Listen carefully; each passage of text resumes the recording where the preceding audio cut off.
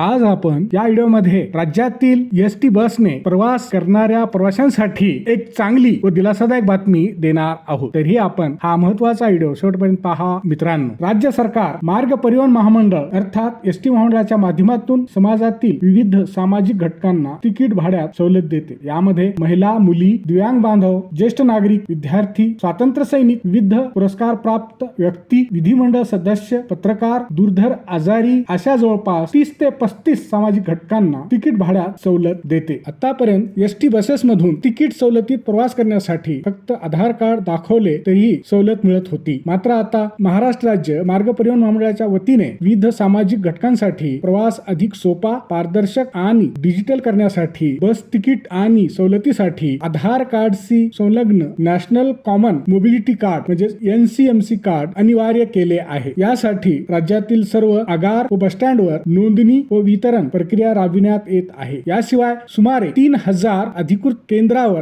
NCMC card नोंदणीची सुविधा उपलब्ध करून देण्यात आली आहे। आधार कार्डशी संलग्न करण्यात आलेल्या या नॅशनल कॉमन मोबिलिटी कार्ड योजनेचे लोकार्पण राज्याचे मुख्यमंत्री श्री देवेंद्र फडणवीस यांच्या शुभ हस्ते काल करण्यात आले। यावेळी उपमुख्यमंत्री सुनेत्राताई पवार आणि राज्याचे दुसरे उपमुख्यमंत्री श्री एकनाथ शिंदे, परिवहन मंत्री तथा एसटी महामंडळाचे अध्यक्ष श्री प्रताप सरनाईक, इतर मान्यवर मंत्री व महामंडळाचे अधिकारी देखील उपस्थित होते। मित्रांनो, व्हिडिओ आवडला तर नक्की लाईक व शेअर करा आणि चॅनलवर नवीन आला असाल तर सबस्क्राईब अवश्य करा।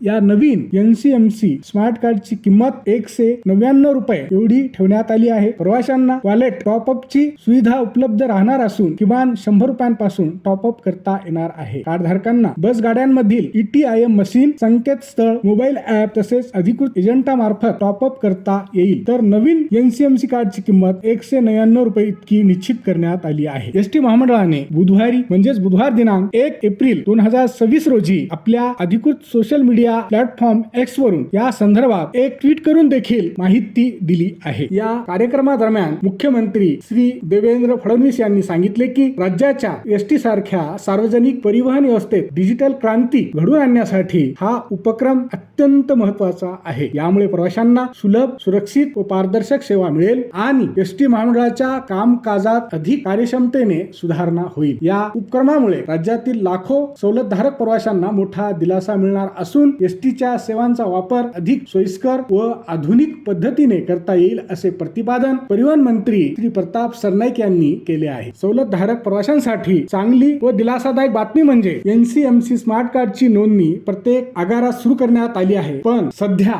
एसटी बसच्या सवलतीच्या प्रवासासाठी हे स्मार्ट कार्ड सक्तीचे नसल्याचे महामंडळाने स्पष्टपणे सांगितले आहे। त्यामुळे प्रवाशांनी चिंता करू नये। जोपर्यंत राज्यातील 80% सवलतधारक प्रवासी स्मार्ट कार्डची नोंदणी करत नाही तोपर्यंत NCMC स्मार्ट कार्ड बंधनकारक केले जाणार नाही असे महामंडळाकडून सांगण्यात आले आहे। हा व्हिडिओ शेवटपर्यंत पाहिल्याबद्दल आपल्या सर्वांचे अगदी मनापासून आभार। खूप खूप धन्यवाद। जय महाराष्ट्र।